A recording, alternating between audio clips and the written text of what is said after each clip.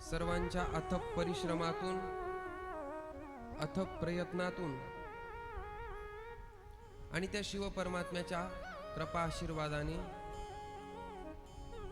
पवित्र आणि पावन असणारा हा जो अधिक मास आहे,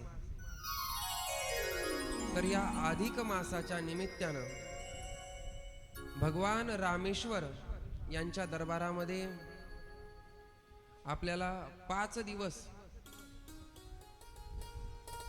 शिव परमात्म्याचं गुणगान करण्याची त्याच्याच कृपेनं सद्गुरू महाराजांच्या आशीर्वादाने ही संधी आपल्याला उपलब्ध झालेली आहे।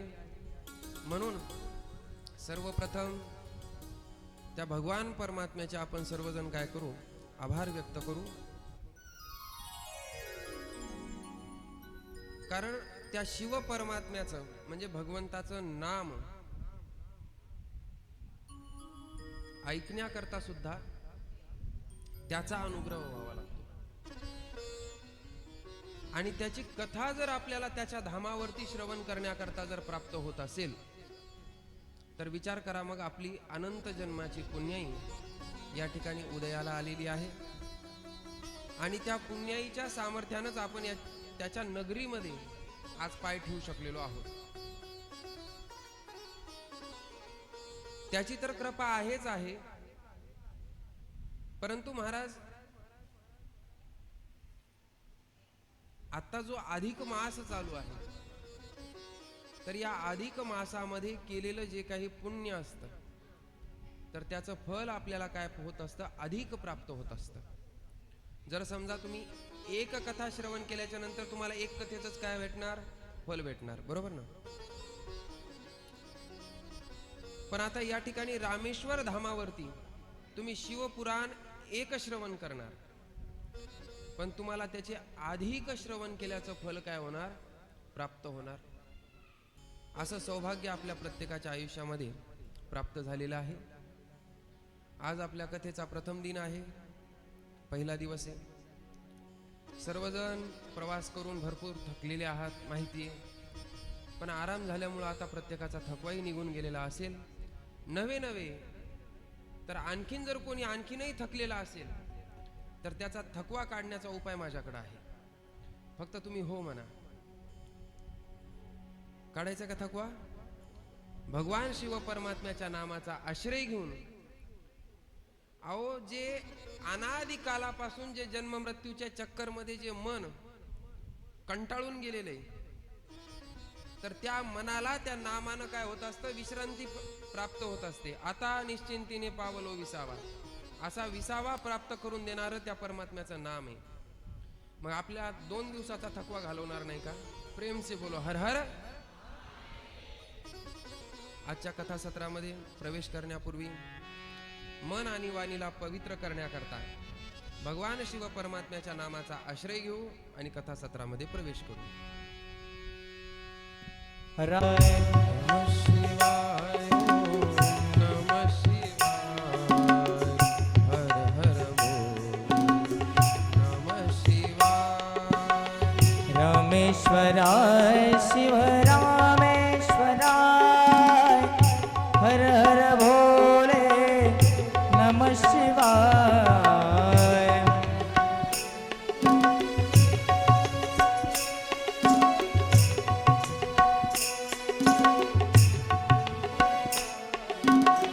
रामेश्वराय शिव रामेश्वराय, हर हर भोले नमः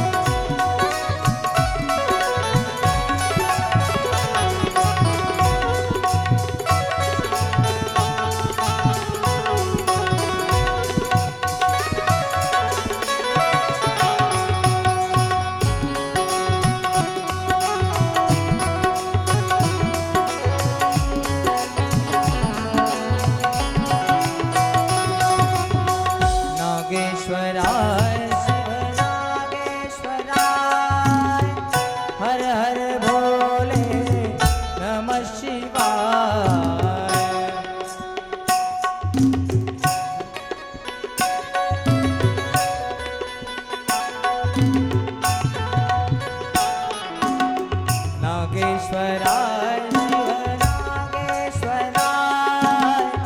हर हर भोले नमः शिवाय सोमेश्वराय शिव सोमेश्वराय हर हर भोले नमः शिवाय ओम नमः शिवाय हर हर भोले नमः शिवाय जय शंभो टाळी नमः शिवाय ओम नमः शिवाय हर हर भोले नमः शिवाय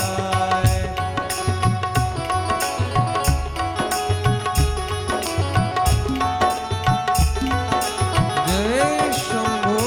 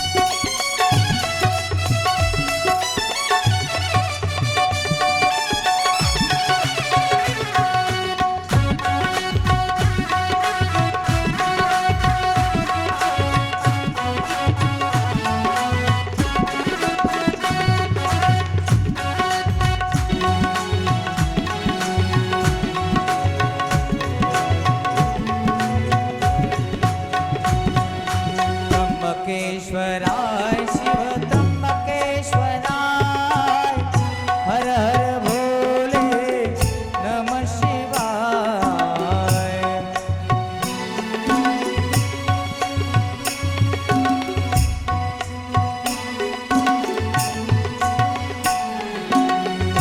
त्र्यंबकेश्वराय शिव त्र्यंबकेश्वराय हर हर भोले नमः शिवाय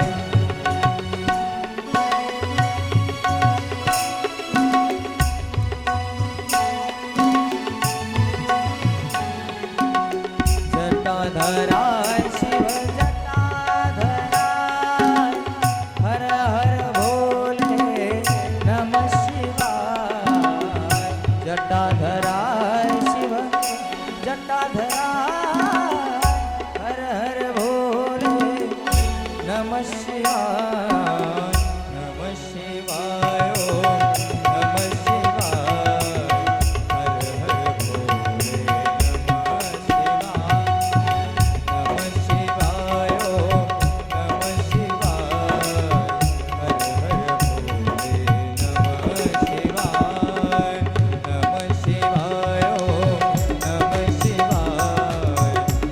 भोले नमः शिवाय नमः शिवाय ओम नमः शिवाय हर हर भोले नमः शिवाय नमः शिवाय ओम नमः शिवाय हर हर भोले नमः शिवाय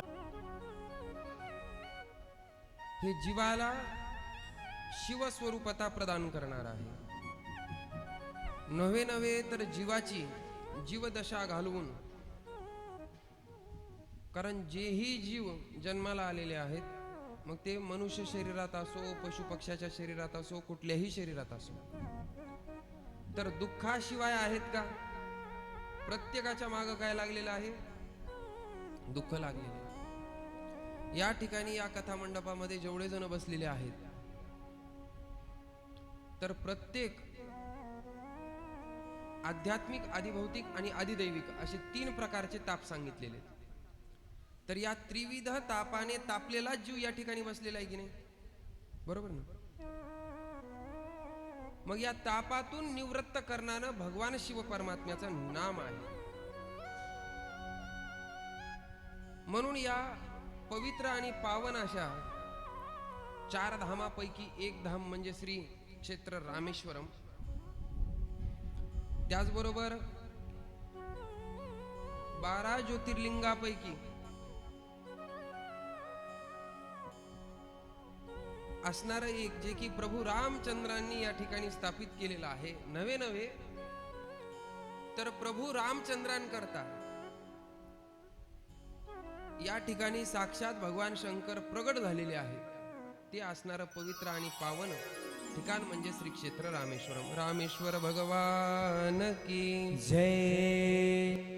आणि आपलं पुण्य पहा, एक्झॅक्ट समोरासमोर कोणाच्या, भगवान परमात्म्याच्या समोरासमोर आपण या ठिकाणी वास्तव्य करण्याकरता आहोत. दर्शनाला किती मिनिटं लागतात? 2च मिनिटं लागतात फक्त. तिथं बाहेर जाण्या म्हणजे मंदिरात प्रवेश करण्याकरता किती वेळ लागतो? 2च मिनिटं लागतात, बरोबर ना? 2 मिनिटंही मी जास्त सांगायलो. फक्त रोड क्रॉस केले की मंदिरच आहे. म्हणजे विचार करा की भगवान शिव परमात्मा आपल्यावर किती प्रेम करतो. मग ज्याच्यावर देव प्रेम करतं तर त्याला इतर जगातल्या कोणीतरी प्रेम करण्याची गरज आहे का? नाही. पण जीवाचा स्वभाव आहे. जीव काय करतं की इतरांकडून प्रेम शोधण्याचा प्रयत्न करतं, आणि ज्याच्याकडून प्रेम शोधतं त्याच्याकडं स्वतःकडंच प्रेम नसतं तर ते दुसऱ्याला काय देणार? बरोबर की नाही? म्हणून शिव परमात्मा जो आहे, तर हा शिव परमात्मा हा आनंद स्वरूप आहे, हा प्रेम स्वरूप आहे, हा व्यापक स्वरूप आहे. आणि त्याच्याकडे ती वस्तू प्राप्त असल्यामुळे ती वस्तू तो आपल्याला देण्याकरता समर्थ आहे. म्हणून त्याला भगवान असं म्हणायचं.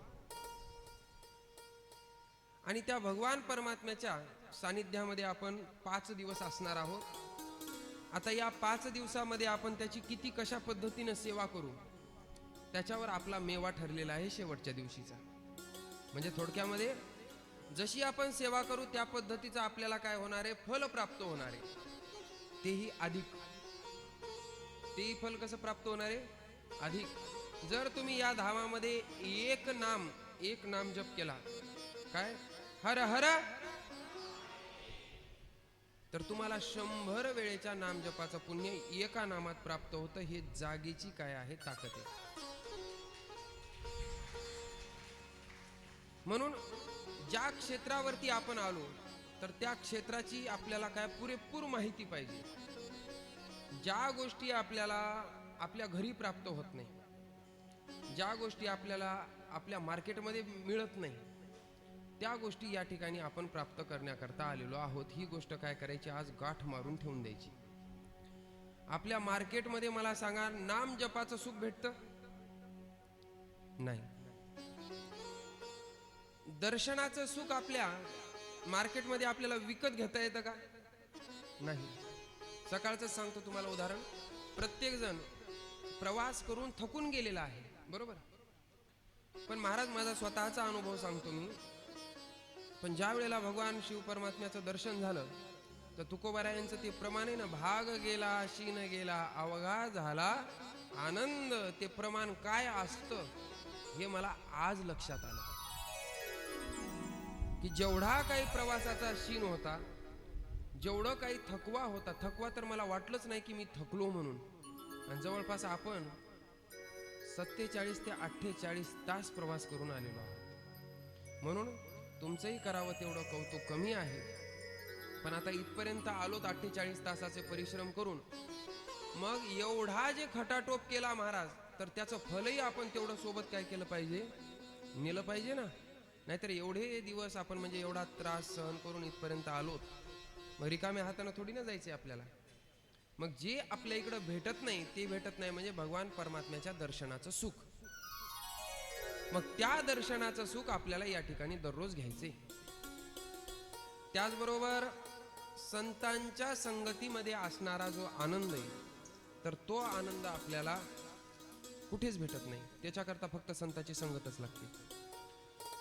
म्हणून या ठिकाणी आपल्याला आता हा सत्संग आहे, आणि या सत्संगातून संतांची संगत होणार. या ठिकाणी नारदजी भेटणार कथेमध्ये. अनेक शिवभक्तांचं आपल्याला या ठिकाणी चरित्र पाहायला भेटणार. आणि चरित्र श्रवण करणं म्हणजे काय? त्यांची संगतच आहे, बरोबर? आणि या सर्व गोष्टी आपल्याला या शिवपुराणामध्ये पाहायला भेटणार आहे. म्हणून अगोदर तर त्या अधिक मासाचं महत्व समजून घेऊ आपण, की जो मास आता चालू आहे तो मास म्हणजे अधिक मास. याला अधिक मास का म्हणायचं? तसं तर याला मल मास असं म्हणलं जायचं. काय म्हणायचं? मलमास.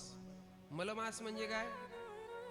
तर 3 वर्षातल्या ज्या काही तिथी असतात, ज्या अशुभ मानल्या जातात, तर त्या अशुभ तिथींना किंवा शिल्लक राहिलेल्या ज्या तिथी आहेत, तर यांना काय केलं? एका बाजूला काढलं. आणि एका बाजूला काढल्याच्या नंतर त्यांचा 1 महिना तयार झाला. पूर्ण तिथी किती उरल्या? 30 तिथी उरल्या. 1 महिना पूर्ण, 1 मास तयार झाला. आणि त्याला लोकांनी नाव दिलं मलमास. काय नाव दिलं? मलमास. आता मलमास म्हणल्याच्या नंतर त्याच्याकडं कोणीच चांगल्या नजरेनं पाहायचं नाही.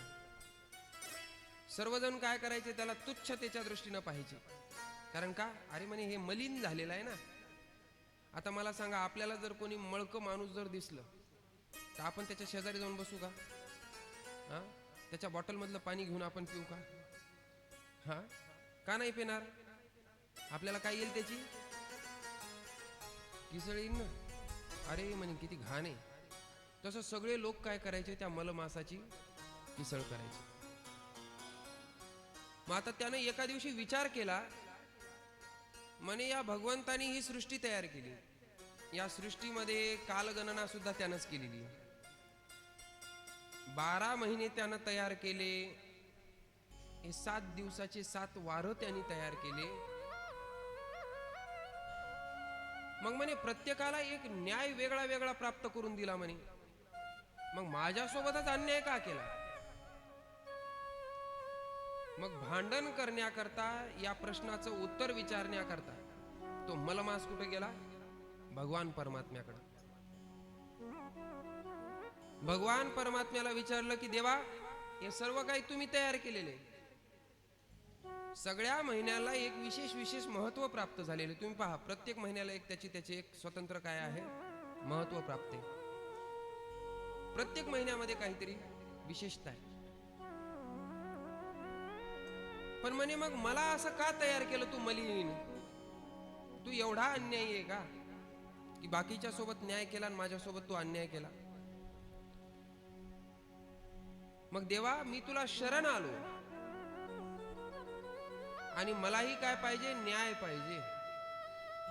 आता भगवंताला जो कोणी शरण येतो महाराज, तर भगवान त्याचा कायापालटच करून टाकत असतो. भगवान म्हणे तुझा कोणी जरी स्वीकार करत नसेल तर तुझा स्वीकार मी करतो म्हणे. भगवंतानी त्या मलमासाला उत्तर काय दिलं? तुझा भलेही लोक तिरस्कार करू दे,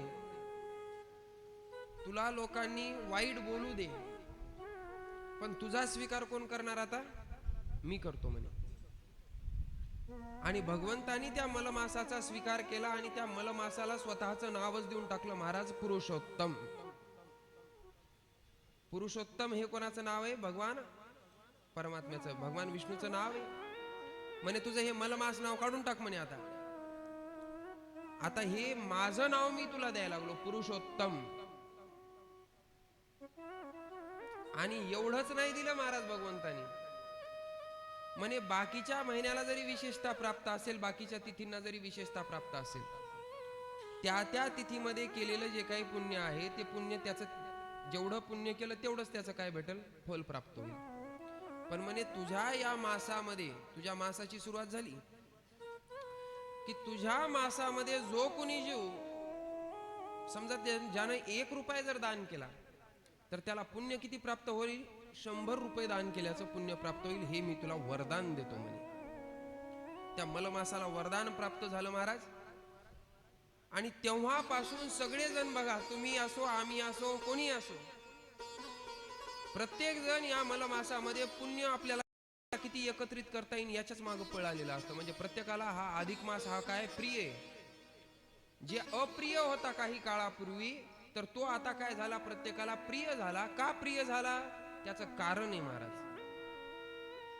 की जोपर्यंत तो लोकांच्या तोंडाकडे बघू लागला की लोकांनी मला चांगलं म्हणावं, लोकांनी माझा स्वीकार करावा, तोपर्यंत त्याला काहीच किंमत नव्हती. पण ज्या वेळेला तो मलमास भगवान परमात्म्याला शरण गेला आणि ज्याला कोणी स्वीकारत नाही त्याला भगवान स्वीकारत असतो, आणि जे एकदा जर भगवान परमात्म्यानं स्वीकारलं महाराज, तर त्याची किंमत ही दुपटी तिपटीनं नाही 100 पटीनं वाढत असते. प्रेम से बोलो हर हर. याच्यातून शिकायचं काय? जसा मलमास भगवान परमात्म्याचा झाला आणि त्याला किंमत प्राप्त झाली, तसं महाराज आम्ही जर समजा देवाचे झालो तर आम्हाला सुद्धा संसारात जेवढी किंमत आहे ना, त्याच्यापेक्षा आम्हाला अधिक किंमत प्राप्त व्हायला वेळ लागणार नाही. आणि प्रत्येक जीवाची खटपट ही ह्याच्याकरताच असते की लोकांनी मला मान द्यावा, लोकांनी माझं नाव घ्यावं, लोकांनी मला वाहवा म्हणावी. पण लोक हे कधीच म्हणत नाही, हे कधीही लक्षात ठेवायचं. 4 लोकांनी चांगलं म्हणावं, 4 लोक अजिबात चांगलं म्हणत नाहीत. पहिली गोष्ट तर हे 4 लोक मला अजून भेटलीच नाहीत ज्याचा आपण विचार करत असतो. 4 लोक काय म्हणतील, 4 लोकांना चांगलं म्हणलं पाहिजे. फक्त मला 4 एकच माहिती आहेत. कुठले? जे 4 खांद्यावर आपल्याला उचलून नेतात आणि तिकडे नेऊन काढी लावतात, तेवढे 4 मला माहिती आहेत. बाकीचे 4 मला माहिती नाही. 4 लोक फक्त एवढंच करू शकतात. याच्या व्यतिरिक्त काय करू शकतात का? काय करू शकत नाही. म्हणून या 4 लोकांनी आपल्याला चांगलं म्हणावं हा नाद साधू संतांनी सोडून दिला. आणि साधू संत हे झाले देवाचे, आणि देवाचे झाल्यामुळं महाराज तुमच्या आमच्यापेक्षा कलेक्टर असू द्या, पंतप्रधान असू द्या, मुख्यमंत्री असू द्या, नाही तर कितीही मोठा राजा महाराजा असू द्या, त्याचं काही तर इतिहासालाही माहित नाही इतके राजे होऊन गेले. पण आज संत ज्ञानेश्वर महाराजांना जाऊन 750 वर्ष झाले, पण आणखीन सुद्धा माऊलीच्या सोहळ्याला पब्लिक किती येते हो? लाखांनी पब्लिक असतील, लाखांनी. कशामुळं? त्यांच्याकडे कोणचं पद होतं, मोठं संपत्ती होती, गुंठाभर जागा बी नव्हती नावानी. आज त्यांच्या नावानं, म्हणजे त्यांचं नुसतं नाव घेतो तर आम्ही एकरच्या एकर घेतो विकत. कोणाच्या नावाने? ज्ञानेश्वर महाराजाचं आणि तुकाराम महाराजाचं नाव घेतलं तर एकर आम्ही तयार करतो त्यांच्या नावावर.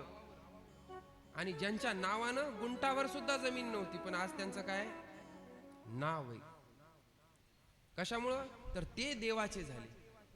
आणि देवाचा जो कोणी होत असतो त्याला अधिक महत्व प्राप्त होत असतं. हे या मलमासाकडून शिकायचं असतं. आणि बघा तुम्ही, नुसतं संतांना एवढंच महत्व प्राप्त नाही झालं. संतांना किती महत्व प्राप्त झालं? म्हणे गंगेपेक्षाही जास्त महत्व संतांना प्राप्त आहे. कारण गंगा तुमच्या आमच्या सारख्यांचं पाप धुते, आणि पाप धुवून ती मलिन होती. मग त्या गंगेला शुद्ध कोण करतं महाराज? हे संत शुद्ध करत असतात.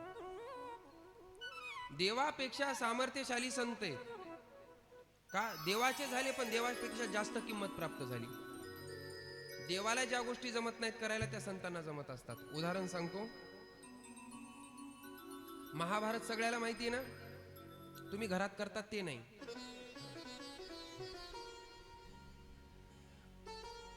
जे घरात होतं आपल्या, ते महाभारत नाही. ते व्यासांनी लिहिलेलं जे महाभारत आहे, तर त्या महाभारतामध्ये एक प्रसंग येतो. कुठला प्रसंग येतो? ज्या वेळेला द्रौपदीची 5 मुलं मारल्या गेली, बरोबर? हे माहिती आहे का प्रसंग प्रत्येकाला? तर भगवान श्रीकृष्ण परमात्म्यानं एकालाही उठवलं नाही, एकालाही उठवलं नाही. बरं, भगवान परमात्मा उठू शकत नव्हते का? जे समजा सूर्य अस्ताला जाण्याच्या अगोदर सूर्याला अस्ताला घालू शकतात, तर ते द्रौपदीची 5 मुलं उठू शकत नाही? हा, उठू शकतात. पण उठवले का? नाही. बरं, अभिमन्यू चक्रव्यूहात अडकून, चक्रव्यूहामध्ये अभिमन्यू अडकला, हे माहिती होतं भगवान श्रीकृष्ण परमात्म्याला. मग ज्याला सूर्य अस्ताला घालता येतो त्याला चक्रव्यूहातून बाहेर काढता येत नाही अभिमन्यूला? थोडी जर माया इकडे तिकडे केली असती महाराज, तर चक्रव्यूहातून अभिमन्यूला बाहेर काढणं जमलं असतं. पण केलं का? नाही केलं. का नाही केलं? ते म्हणे मी बांधिले, मला सृष्टीक्रमाच्या पुढं काहीही करता येत नाही. जे सृष्टीक्रम आहे, जे विधिलिखित आहे, ते विधिलिखित सगळ्या गोष्टी होणार. पण संत एक असे आहेत महाराज की संत विधिलिखित सुद्धा काय करतात? मोडतात. उदाहरण द्यायचं झालं तर ज्ञानेश्वरी कोणी लिहिलेली? ज्ञानेश्वरी आपण जे पारायण करतो, तर ती ज्ञानेश्वरी कोणी लिहिलेली? माऊलींनी ज्ञानेश्वरी सांगितलेली, पण लिखाण कोणी केलं त्या ज्ञानेश्वरीचं?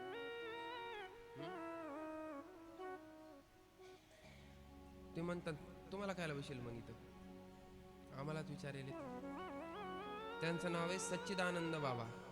सच्चिदानंद हे नाव सुद्धा माऊलीने दिलेले, कारण एक प्रेत यात्रा निघालेली होती, माऊली बसलेले,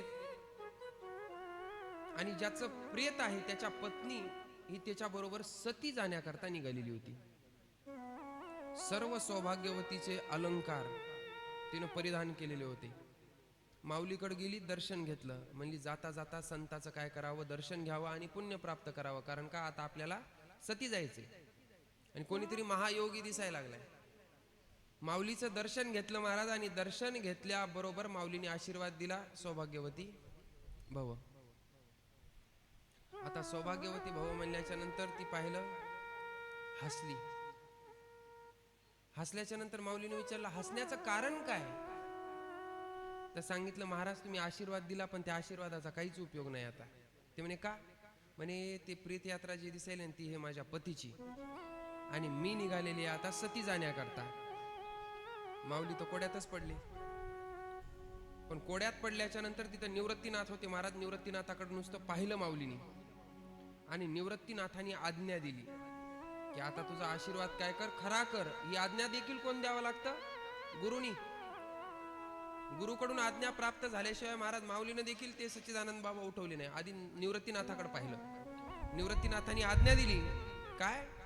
नुसता असा इशारा केला महाराज, इशारा केला, आणि त्या प्रेताजवळ माऊली गेली. आणि गेल्याच्या नंतर माऊलीने त्या ठिकाणी हाक मारली, महाराज अरे तू तर सच्चित आनंद आहेस, तू असा कसा मरू शकतो, उठ. उठ म्हणल्या बरोबर ते प्रेत काय झालं, उठून बसलं. म्हणून त्यांना नावच ठेवून दिलं सच्चिदानंद.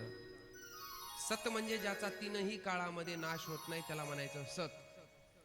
चित म्हणजे जो स्वतः चैतन्य स्वरूप आहे, ज्याच्या ठिकाणी कळणेपणा असतो त्याला म्हणायचं चित. आणि आनंद म्हणजे ज्याचं स्वरूपच आनंदाचा आहे तो सच्चिदानंद. आणि तो सच्चिदानंद तुम्ही आम्ही आहेत, हेच उपदेश माऊलीने आपल्याला करतात. प्रेम से बोलो हर हर. कारण हे तीनही तत्व आपल्या ठिकाणी बसतात. शिव परमात्मा देखील सतचित आनंद आहे. मग जसा शिव तसा जीव पण आहे. फक्त एवढंच आहे की जीवानं माया उपाधीला पकडलेला असल्यामुळं त्याच्या मागे हे सगळं दुःखाचं चक्र लागले. नाहीतर जीव अवघे देव. जेवढे जीव आहेत नवे नवे, तर भगवान श्रीकृष्ण म्हणतात की ममय अंशो जीव लोके जीवभूत सनातन. जेवढे जीव आहेत तेवढे माझाच अंश आहेत. मग देवाचा अंश म्हणल्याच्या नंतर देवासारखाच असेल का देवाच्या विपरीत असेल? देवासारखाच असेल ना. पण देवाच्या विपरीत आपण वागतो का? त्याचं नाव आहे अज्ञान. अज्ञान आपल्या ठिकाणी असल्यामुळं आपण त्या पद्धतीने वागत असतो. पण ही शिव महापुराण कथा काय करते तर आपलं अज्ञान निवृत्त करते. म्हणून हिचं श्रवण करायचे. प्रेम से बोलो हर हर. 5 दिवस आपल्याला काय करायचं? या भगवान परमात्म्याच्या चरित्रांचं श्रवण करायचे, याच्या महात्म्याचं श्रवण करायचे. कारण जोपर्यंत आपल्याला याचं महात्म्य कळणार नाही तोपर्यंत आपल्या या ग्रंथामध्ये प्रवेश होणार नाही. आतापर्यंत शिवपुराण किती जणांनी ऐकले? हात वर करा बरं.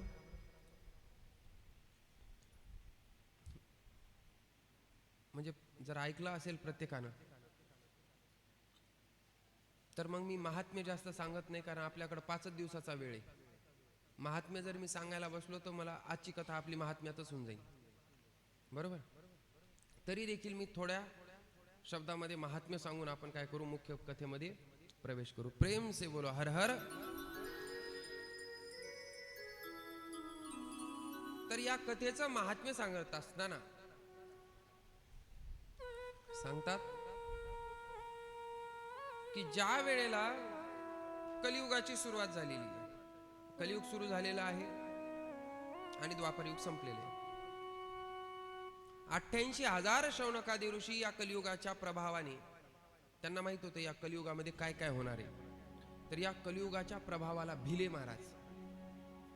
का भिले? म्हणे हे कलियुगामध्ये वागणारे लोक अधर्मी असणार आहेत, भ्रष्टाचार करणारे असणार आहेत, पाप आचरण करणारे असणार आहेत आणि एवढं सारं करून त्यांना यत्किंचित सुद्धा खंत वाटणार नाही की आपण पाप केले. असे कलियुगामध्ये लोक असणार आहेत. आणि आशाची संगत बी नको म्हणे, आपल्याला संगत जाऊ द्या, त्याचं वारं बी आपल्याला लागलं नाही पाहिजे असा विचार केला.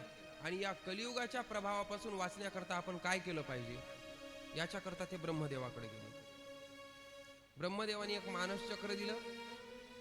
हे चक्र ज्या ठिकाणी जाऊन स्थिर होईल तर त्या ठिकाणी जाऊन काय करा तुम्ही म्हणे, यज्ञाचं अनुष्ठान करा. त्यांनी ठरवलं की आपल्याला 1000 वर्षाचं काय करायचं, यज्ञाचं अनुष्ठान करायचं. 1000 वर्ष यज्ञ अनुष्ठान का करायचं, तर यज्ञ काय करतं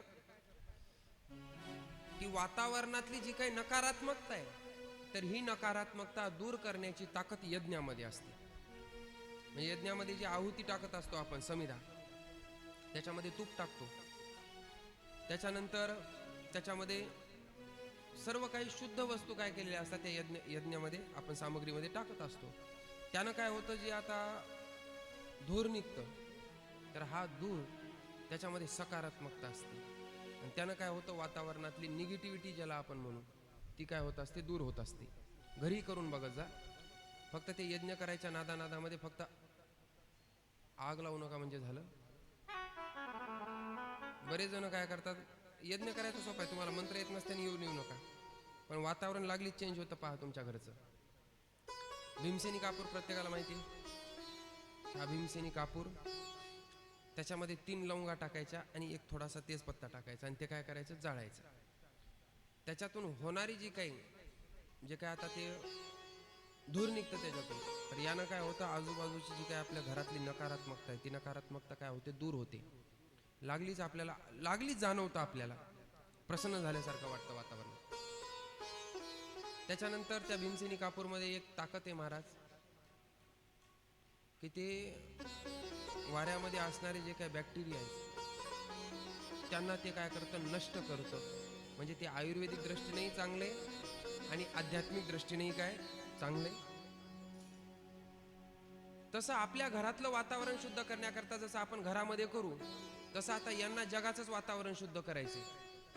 म्हणून ते चक्र ज्या ठिकाणी जाऊन थांबलं तर त्या ठिकाणाला नाव प्राप्त झालं नैमिष अरण्य. कारण एका निमिषामध्ये ते चक्र त्या ठिकाणी जाऊन स्थिर झालं आणि त्या ठिकाणाला एक तीर्थ आहे त्या ठिकाणी, चक्रतीर्थ म्हणून, आणि त्या ठिकाणाला नाव प्राप्त झालं नैमिष अरण्य. या नैमिष अरण्यामध्ये हे 88,000 शौनकादी ऋषी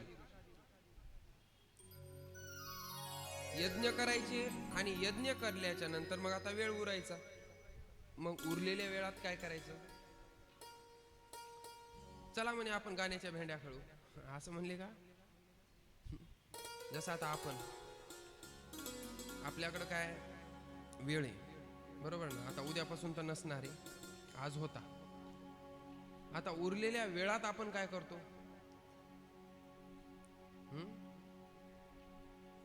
काय करतो, समुद्रात जायचं का. बरं, ते म्हणजे उरलेल्या वेळात काय करू म्हणे, आपण समुद्राला जाऊ. म्हणजे हे जसं लक्ष ठरवलं तसं आता त्यांनी लक्ष ठरवलं. ते म्हणजे आता यज्ञ झाला पण आता वेळ आहे आपल्याकडं, आता काय करायचं. तर म्हणजे आता आपण काय करू म्हणे, वेळही आनंदात जाईल आणि तो वेळ सत्कारणीही लागल असं आपण काहीतरी कार्य करू. म्हणून महाराज ते भगवान परमात्म्याच्या नामाचा जयघोष करू लागले. आणि हा जयघोष करत असतानाच त्या ठिकाणी भगवंताला आळू लागली ना महाराज. आणि ज्या वेळेला आपण भगवंताची निष्काम सेवा करतो ना, त्यावेळेला त्या भगवंतावरच कोडं पडतं की या जीवाचा मी उद्धार कसा करू. त्यामुळं तो भगवानच आपल्या जवळ गुरुला पाठवून देत असतो. गुरु आपण शोधायचे नसतात, आपण फक्त करायचं असतं निष्काम पुण्य. आणि ते निष्काम पुण्य काय करतं, माझ्या विठोबाचा कैसा प्रेम भाव, आपणची देव होय गुरु. म्हणजे देवच काय होतं त्या ठिकाणी, गुरु म्हणून येतो. मग आपण सुरुवातीला काय करायचं, त्याचं नाव घ्यायचं. तसं यांनी काय केलं महाराज, फक्त भगवान परमात्म्याचं नाव घ्यायला सुरुवात केली. आणि त्या नामाच्या सामर्थ्यानं त्या ठिकाणी सूत महाराज त्या नैमिष अरण्यामध्ये आले. या 88,000 शौनकादी ऋषींनी सूत महाराजाला पाहिलं, उठून सगळेजण उभे राहिले आणि त्यांना साष्टांग नमस्कार केला.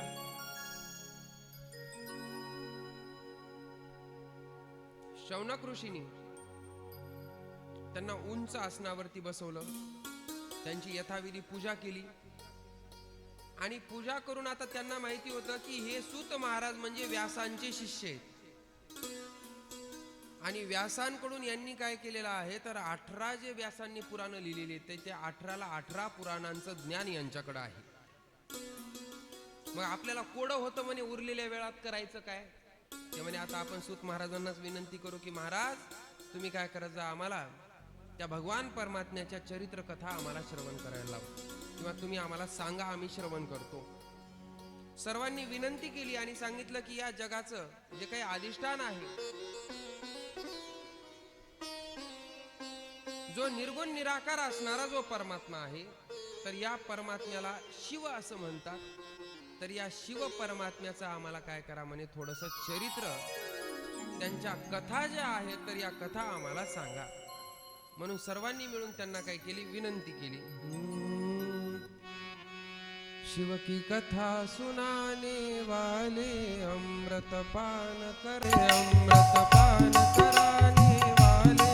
शिव की कथा सुनाने वाले अमृत पान कराने वाले. तुमको लाखों प्रणाम, तुमको लाखों प्रणाम, तुमको लाखों प्रणाम, तुमको लाखों प्रणाम. शिव की कथा सुनाने वाले, शिव की कथा सुनाने वाले, शिव की कथा सुनाने वाले, तुमका दर्शन कराने वाले.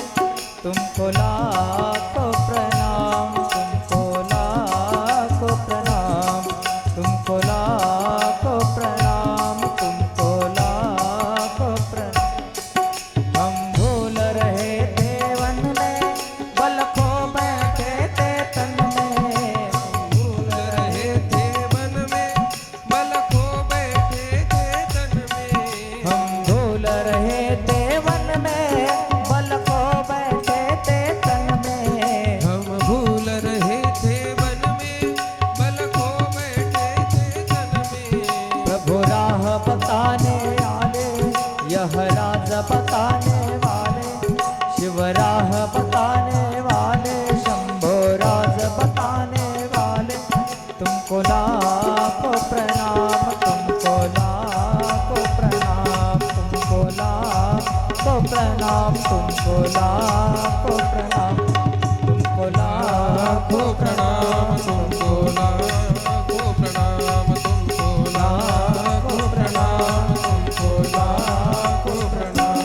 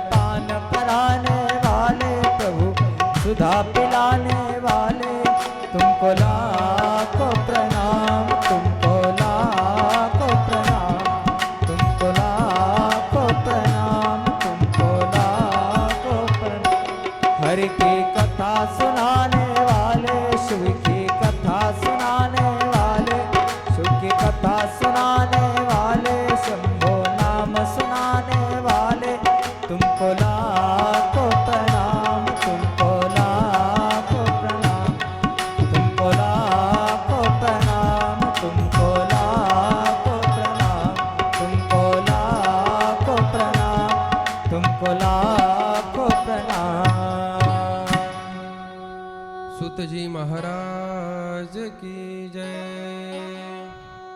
सर्वांनी सूत महाराजांना विनंती केली की महाराज, तुम्ही आम्हाला त्या शिव परमात्म्याचं चरित्र सांगा. शिव महापुराण कथा सांगण्याकरता त्या ठिकाणी सुरुवात केलेली आहे. कुठल्याही ग्रंथामध्ये ग्रंथ श्रवण करण्यापूर्वी त्याचं महात्म्य सांगितलं जातं. तसं या ठिकाणी देखील महाराज शिव परमात्म्याचं महात्म्य, या शिव महापुराणाचं महात्म्य या ठिकाणी सूत महाराजांनी सांगितलं. ही शिव महापुराण कथा काय करते, का ऐकली पाहिजे? कारण आपण विनाकारण काहीही करत नाही. काही करण्याच्या माग काहीतरी कारण असतं. का उगाच काहीतरी करतो? जेवण सुद्धा करण्याकरता काय लागतं? कारण लागतं ना, भूक लागावं लागते. मग काय करतो आपण? जेवण करतो. का भूक नाही, काही नाही, उगाच बसली जेवायला. बरं, असं करतही असं कोणी कोणाला लई नाद असते खायचा, पण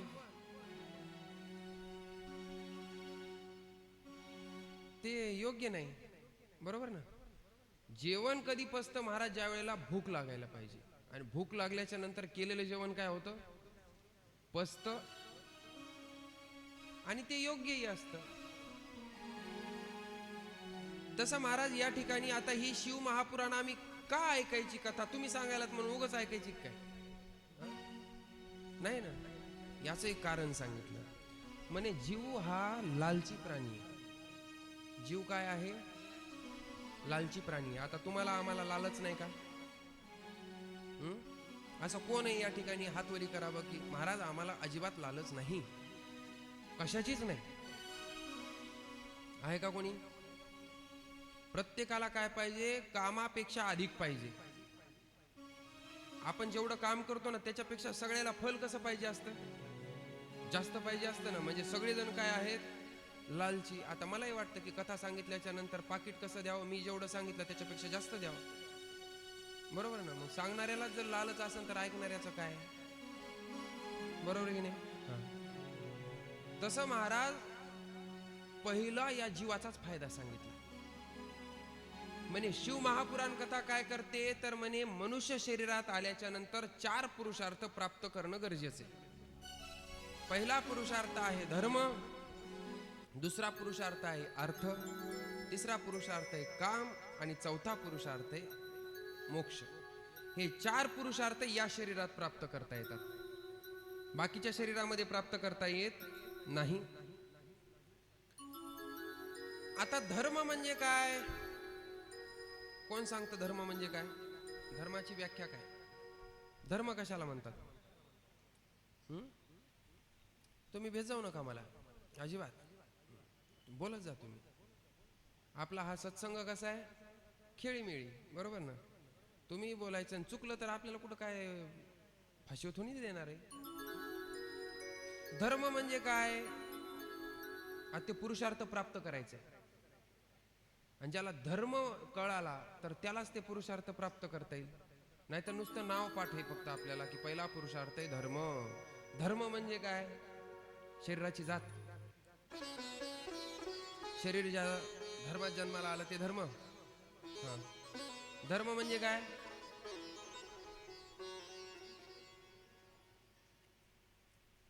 सोप्या शब्दात सांगायचं झालं तर धर्म म्हणजे पुण्य. धर्म म्हणजे काय? पुण्य. आता पुण्य मला सांगा, पशुपक्ष्याच्या शरीरामध्ये कमावता येतं का? आता नाम जप पशुपक्ष्याच्या शरीरात करता येतो का? कथा पशुपक्ष्यांच्या शरीरात करता येते का? नाही. तुम्ही पाहिले का 7-8-10 म्हशी एकत्र आल्या आणि त्यामध्ये चला आपण हरिपाठ म्हणू? पाहिले का कुठं? नाही. 7-8-10 कुत्रे एकत्र आले, ते म्हणले चला आज रात्री जागर करू. ऐकले? नाही. का? तिथं जमतच नाही ते करायला. तिथं फक्त काय केलेल्या पापाचं फल भोगणं. मग पुण्य कुठं कमवता येतं? मनुष्य शरीरात. आता मला सांगा, आपण इथं जे आलोत कशा करता आलोत? या धामावरती आलोत आपण कशा करता आलोत? शंका आणि शिंपल्या जमा करण्याकरता. कारण ते आपल्या इकडे भेटत नाही. तुम्हीच म्हणले महाराज आपल्या इकडे जे भेटत नाही ते इथं जमा करायचं. आपल्या इकडे शंख शिपले या काही गोष्टी भेटत नाही, मग त्या कुठं भेटतात? फक्त इथंच भेटतात. मग त्या आपण काय केल्या पाहिजे? घेतल्या पाहिजे. घ्या, हरकत नाही, पण किती घ्या? जेवढं तुम्हाला वजन उचलता येईल तेवढंच घ्या. बरोबर ना? जास्त घेऊन काय फायदा नाही. इथं आलो तर आपण अधिक मासामध्ये अधिक पुण्य प्राप्त करण्याकरता. कशा करता आलो? पुण्य कमवण्याकरता. मग ही शिव महापुराण काय कथा करते महाराज? पुण्य प्राप्त करून देते. आता शिव महापुराणामध्ये बसल्याच्या नंतर जेवढं काही शिव शिव शिव शिव परमात्म्याचं आपल्या कानावरती पडल तेवढं श्रवण आपल्याला पुण्य प्राप्त करून द्यायला. नुसतं काय करायचं नाही, नुसतं येऊन बसायचं तरी आपल्याला 3 तास अनुष्ठान केल्याचं पुण्य प्राप्त व्हायले कथात बसल्याच्या नंतर. कथेचं सामर्थ्य तुम्हाला काय असं तसं वाटतं का महाराज?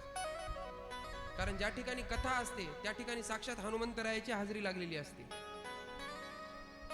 ज्या ठिकाणी कीर्तन असतं त्या ठिकाणी साक्षात पांडुरंग परमात्म्याची हाजरी लागलेली असते. तुम्ही पंढरपूरला जाऊन कितीही तुम्ही डोकं जरी आपटलं चरणावर तरी ते डोळा उचलून सुद्धा तुमच्याकडे बघणार नाही. पण तुम्हाला त्या पांडुरंगाला भेटायचं असेल तर त्याचा पत्ता एकाच ठिकाणी आहे, ते म्हणजे कीर्तन.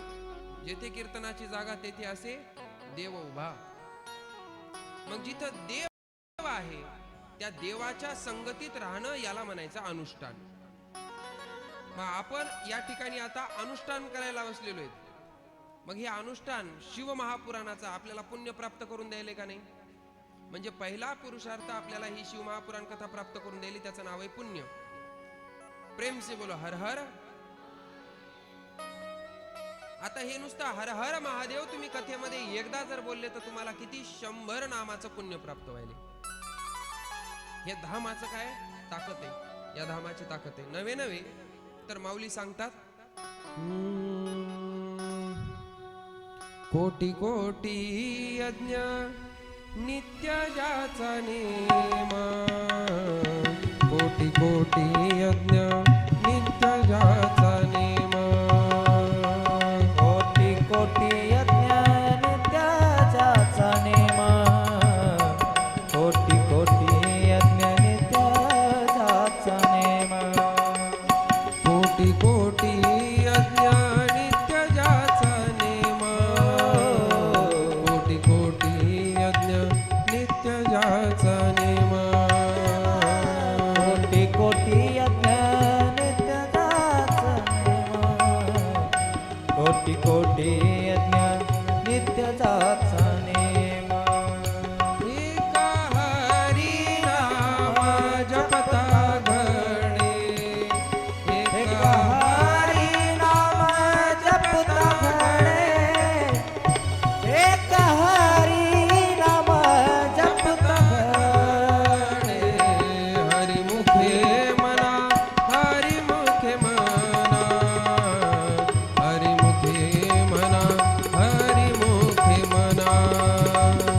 हरिमुखे मना, हरिमुखे मना.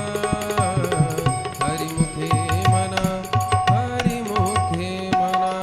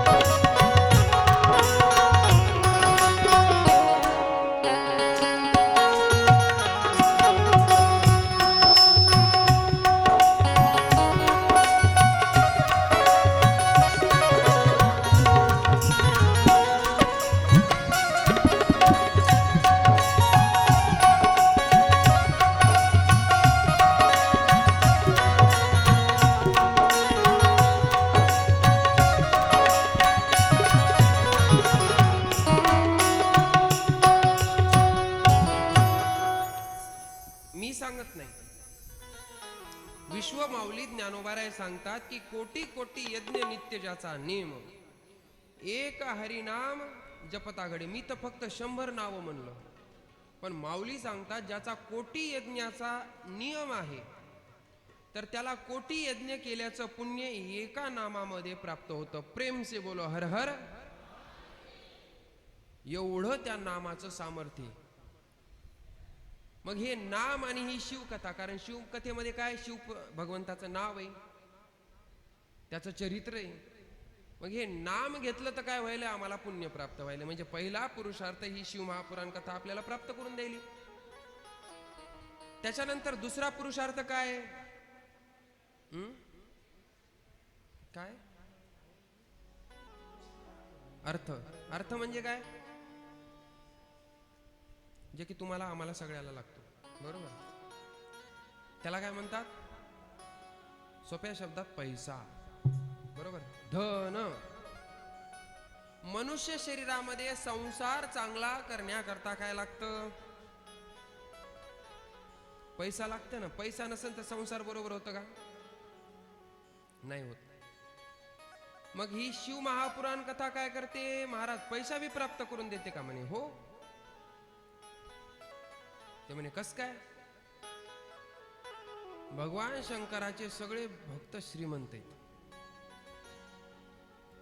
थोडं जरा विचार करा, सगळ्यात मोठा श्रीमंत एक भक्त आहे भगवान शंकराचा, त्याचं नाव काय, थोडं जरा डोक्यात ताण द्या. रावण. रावण हा कोणाचा भक्त आहे, भगवान शंकराचा. इथून 14-15 किलोमीटरच जायचं भेटायला. सगळ्यात मोठा काय भक्त आहे. किती, 7 कोटी घरं ज्याची सोन्याची आहेत. किती श्रीमंत असेल. त्याच्यानंतर दुसरा एक भक्त आहे भगवान शंकराचा, अख्खं धन त्याच आहे, त्याचं नाव आहे कुबेर. कुबेर हा कोणाचा आहे, भगवान शंकराचा भक्त आहे. कारण भगवान शंकराच्या कृपेनंच ते कुबेर झालेलं आहे. मी उद्या सांगेल ती कथा तुम्हाला. मग महाराज, जर आपण भगवान शंकराची भक्ती केली तर आपल्याला मागायचं सुद्धा काम पडणार नाही ना. आपल्याला जेवढं आज लागतं, आज कुबेर करणार नाही.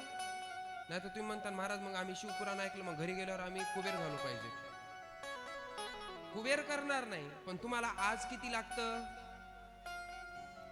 उद्याची गॅरंटी नाही, शरीराची गॅरंटी नाही. पण आज जेवढं लागायला तुम्हाला संसारात, त्या आज मध्ये तुम्हाला अडचण येऊ देत नाही, ही माझी गॅरंटी. म्हणजे दुसरा पुरुषार्थ धन. धन लागतं मान्य, पण आपल्याला आज किती लागतं धन, तेवढं धन आपल्याला भेटायला भगवान शंकराच्या कृपेने अजून काय पाहिजे. जीवाचा स्वभाव आहे, मगाशी सांगितलं मी, लालची. किती आलं तरी त्याला काय कमीच आहे. बरं, एवढं कमवून कमवून कमवून कमवून कमवून कमवून कमवून नेणार किती आहे सोबत, काहीच नाही. काही काही लोक तर त्याच्या पुढचे असतात हो, स्वतःच्या जीवाला बी खर्च करत नाहीत कमवलेले पैसे. मला वाटतं ह्याच्यासारखा दानशूर दुसरा कोणी नसेल. तुम्ही म्हणता महाराज असं कसं, बघा ना, जीवाची काढव करतं, म्हणजे हाडाची काढव करतं, रक्ताचं पाणी करतं, लोकांच्या इटा चोरून घर बांधतं, बरोबर. त्या घरात झोपत नाही, ते छतावर झोपतं का, लाईट बिल जळतं ना. एवढे काही काही कंजूस आहेत. आणि एवढं सगळं करतं करतं करतं शेवटी मरून जातं आणि सगळं लोकांच्या हवाली करतं आणि निघून जातं. आता मला सांगा, ह्याच्यासारखा दुसरा दानशूर असेल का कोणी, ज्यानं स्वतः करता सुद्धा रुपया खर्च केला नाही आणि सगळं कोणाला देऊन गेला, मागच्या याला. बरे, ज्याला देऊन गेला ते त्याचं गोड जेवण बी करीत नाही. वास्तव परिस्थिती. ज्याच्याकरता कमवून ठेवलं, त्याच्या नावानं 4 पंक्ती सुद्धा, म्हणजे 4 लोक सुद्धा ते जेव घालत नाही. मग मला सांगा काय करायचं ह्या धनाला. म्हणून भगवान शंकराच्या कृपेनं आपल्याला आज जिथं पाहिजे ना, आज जेवढं पाहिजे ना तेवढं आपल्याला ते देणार, 100% देणार. उद्याची गॅरंटी नाही, पण आज जेवढं पाहिजे ना तुम्हाला, अन्न, वस्त्र आणि निवारा, या 3 गोष्टी माणसाच्या मूलभूत गरजा आहेत, बरोबर. आणि या 3ही गोष्टी भगवान शंकराच्या कृपेनं आपल्याला प्राप्त आहेत. अन्न किती आहे आपल्याकडं, असं कोणी आहे का की ज्याच्या घरामध्ये अन्नच नाही खायला, इथं बसल्यापैकी तरी. बरं, तुमच्या शेजारी पाजारी आहे का कोणी असं की ज्याच्या इथं अन्नच नाही खायला आहे, कोणीच नाही का. असं आहे कोणाच्या इथं, तुकोबारायच्या इथं होती बघा परिस्थिती, त्यांची एक बायको अन्न करता मेली, म्हणजे अन्नच नव्हतं त्यांना खायला. असं तुम्ही ऐकलंय का कोणाची बायको अन्न अन्न करत मेली म्हणून? हा, खाऊन खाऊन मेली असं. पण अन्न अन्न करून मेलेली ऐकली का? हा, नाही ऐकली ना. म्हणजे अन्न नाही का आपल्याला? आहे. बरं, वस्त्र किती आहेत? तुम्हाला माहित नसते किती आहेत घरात. कपाट जर उघडलं, बुजून जातो ना आपण त्याच्यात. आमचे महाराज म्हणायचे हे जर मेलं ना, ह्याच्या घरातले सगळे कपडे काढा, ह्याचे एकट्याचेच कपड्यात जाळून टाका, जळण ते. म्हणजे लाकूड सुद्धा लागणार नाही एवढे कपडे आपल्याकडे आहेत. दुसरी वस्तू हे, त्याच्यानंतर तिसरी वस्तू निवारा. आता घर कोणाला नाही?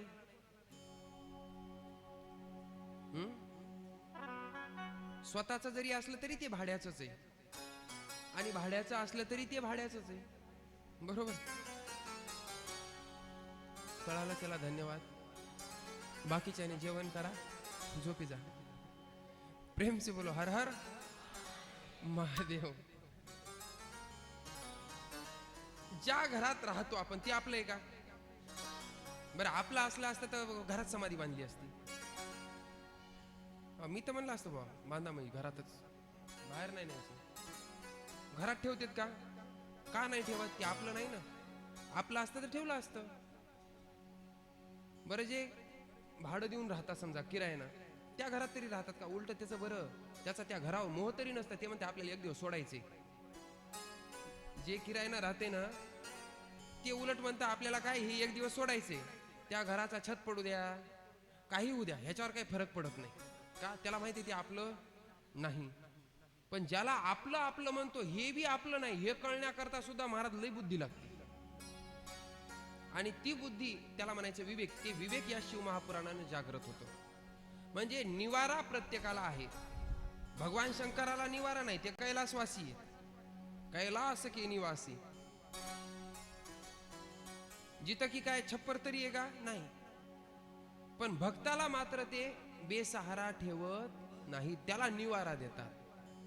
म्हणून दुसरा जो पुरुषार्थ आहे अर्थ नावाचा, तर हा अर्थ नावाचा पुरुषार्थ भगवान शंकराच्या कृपेने आपल्याला नक्कीच प्राप्त होईल. फक्त पाहिजे श्रद्धा आणि भाव.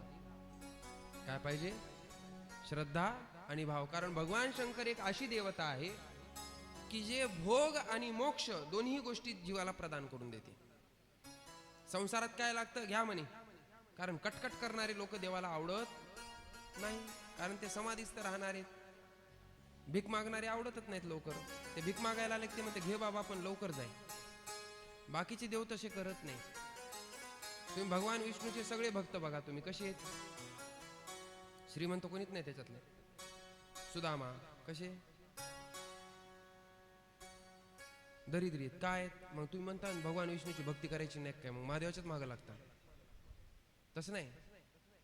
भगवान श्रीकृष्ण परमात्म्याला असं वाटतं की माझ्या भक्ताने माया मोहामध्ये अडकू नाही, म्हणून त्याच्याकडे जेवढी माया आहे तेवढी सगळी देव आधीच घेऊन टाकतात. फक्त देवच राहतो भक्ताचा शिल्लक एकटा. देवच एकटा भक्ताकडे राहतो.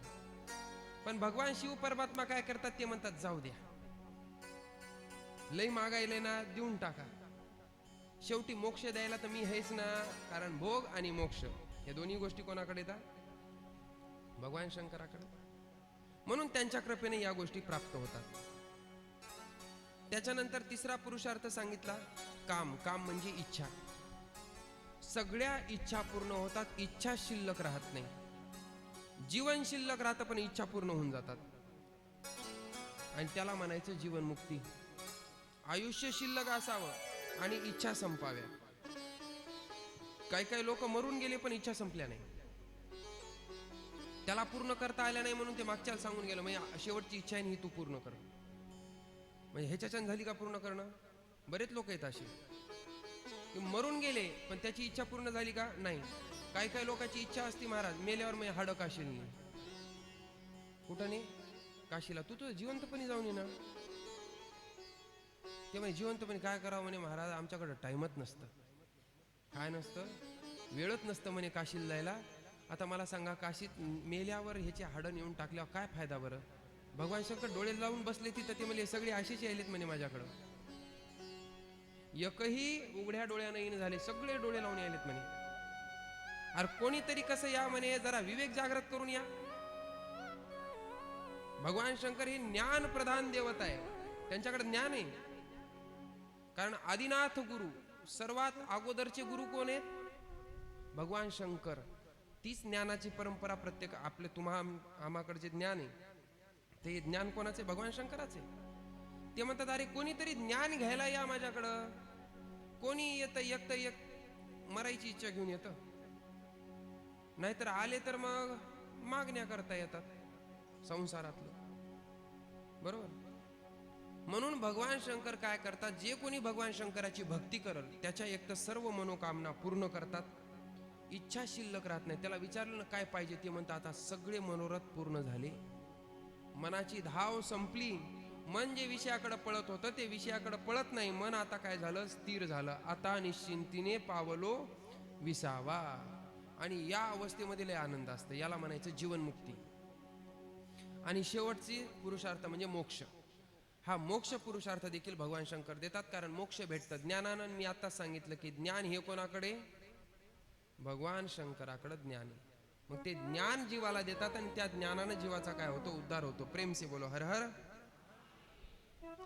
हे या शिवपुराणाचं महात्म्य सांगितलं. महात्म्य सांगत असताना महाराज या ठिकाणी सूत महाराजांनी विचारलं की महाराज, हे तर तुम्ही महात्म्य सांगितलं ठीक आहे, पण असा एखादा जीव आहे का की जे पाप्यातला पापी आहे आणि त्याचा उद्धार या शिव महापुराण कथेनं केला? आता नाम घेतलं पुण्य प्राप्त होतं माहिती, कारण देवाचंच विधान आहे की मरताना जर तुम्ही नाम घेतलं तर मी तुम्हाला माझ्या धामाला प्राप्त करून देईन. देवानंच काय केलेली? ही तरतूद केलेली. पण असा कोणी आहे का की जो पाप्यातला पापी आहे आणि त्या पाप्यातल्या पापी जीवाचा देखील या शिव महापुराण कथेनं उद्धार केला? त्यावेळेला सूत महाराज महात्म्याची कथा सांगत असताना सांगतात की हो म्हणे आहे. म्हणे माणसाचा उद्धार करते याच्यात नवल काय? मनुष्य शरीरातल्या जीवाचा ही शिव महापुराण उद्धार करते याच्यात नवल काय? म्हणे अरे म्हणे प्रेत योनीला प्राप्त झालेल्या जीवाचा सुद्धा ही शिव महापुराण कथा काय करते? उद्धार करते. किंवा म्हणे प्रेत योनी. महाराज तुम्हीच मागाशी सांगितलं की उद्धार फक्त या शरीरात करता येतं. मग प्रेत योनीतला कोणता जीव होता आणि ज्याचा उद्धार या शिव महापुराण कथेनं केला? ती कथा आम्हाला विस्तारात सांग. त्यावेळेला सांगतात की समुद्र किनाऱ्यावरती एक बाष्कळ नावाचं नगर आहे. नगराचं नाव काय? बाष्कळ. ज्या नगरामध्ये राहणारे सगळे लोक अधर्मी आहेत, व्यभिचारी आहेत, वेदाचं विधान न मानणारे आहेत. म्हणजे सगळे लोकच तसे झाले आता. म्हणजे थोडक्यामध्ये पापी. सगळे लोक कसे आहेत म्हणे? पाप आचरण करणारे आहेत. आणि याच नगरामध्ये एक बिंदुक नावाचा ब्राह्मण राहायचा. त्या ब्राह्मणाचं नाव काय? बंदूक नाही, काय? बिंदू. हा म्हणजे कसं तुम्ही असं नाव लक्षात ठेवले तर तुम्हाला शिवपुराण कथा ऐकली असं वाटेल. अन्यथा मग तुम्हाला घरी गेल्याच्या नंतर विचारते घरचे लोक तुम्ही काय ऐकलं, ते म्हणतात काय माहित. असं व्हायला नको, बरोबर ना? काय ऐकलं तर म्हणे महाराजालाच माहित, महाराजांना काय सांगितलं. म्हणजे थोडं तरी आपल्याला घरी गेल्याच्या नंतर सांगता आलं पाहिजे. म्हणून निदान नावं तरी लक्षात ठेवा. त्या ब्राह्मणाचं नाव काय? बिंदुक. आता हा ब्राह्मण देखील आहे ब्राह्मण, पण वेदाला न मानणार आहे. वेदाला मानत नव्हता महाराज. वेदाच्या विरुद्ध आचरण करायचा. त्याच्या पत्नीचं नाव आहे चंचुला. काय नाव आहे? चंचुला. दोघही पती पत्नी महाराज त्याच गावामध्ये राहायची. आता हा बिंदुक अधर्मी आहे. ब्राह्मण असून देखील यानं काय केलं? धनाच्या लोभापायी, धनाचा लोभ लई असतो महाराज, धनाच्या लोभापायी काय केलं यानं? व्यापार करायला सुरुवात केली. म्हणजे पैसा आता कुठून कुठून कमवू असे त्याचे विचार चालायला लागले. कारण वेदाने काय केलेले? वर्ण आश्रम मर्यादा घातलेली. पहिले काय सांगितलेले? ब्राह्मणांनी काय करायचं? विद्या अध्ययन करायचं आणि त्या विद्येचा प्रचार प्रसार करायचा. हे ब्राह्मणाचं कार्य वेदाने सांगितलेले. वैश्य जे आहे तर यांनी काय करायचं म्हणे? व्यापार करायचा. व्यापारातून जे काही जीवाला लागतं सगळ्या वस्तू त्या पुरवायच्या आणि त्याच्यातून त्यांना आपलं काय करायचं? संसार चालवायचा. क्षत्रियांनी काय करायचं म्हणे? देशाचं रक्षण करायचं. त्याच्यातून जे काही धन प्राप्त होईल त्याच्यातून आपला प्रपंच चालवायचा, म्हणजे ज्याच्या त्याच्या वर्ण आश्रमानुसार ज्याला त्याला कामं दिलेली. शूद्रांनी काय करायचं म्हणे, शूद्रांनी काय करायचे, बाकीच्या जे काही वस्तू लागतील त्या वस्तू काय करायच्या, तयार करायच्या आणि त्या काय करायच्या, द्यायच्या. म्हणजे आता शूद्र म्हणजे काय, ते काय नीच कोटीचा आहे असा त्याचा भाव नाही, हे एक वर्ग आहे, हा काय वर्ग. पण आपण काय केलं, ते डोक्यामध्ये आपल्या विपरीत बसून ठेवलेलं आहे की शूद्र म्हणजे काय, एकदम खालची जात असं म्हणतो आपण, पण असं काही नाही. वर्ण आश्रम वर्ग केलेले आहेत. काय केलेले याचे वर्ग, प्रत्येकाने प्रत्येकाचे वेदांनी जसे सांगितलं त्या पद्धतीनं काम करणं आणि प्रपंच चालवणं. म्हणजे काय होईल, त्याचा प्रपंच सफल होईल.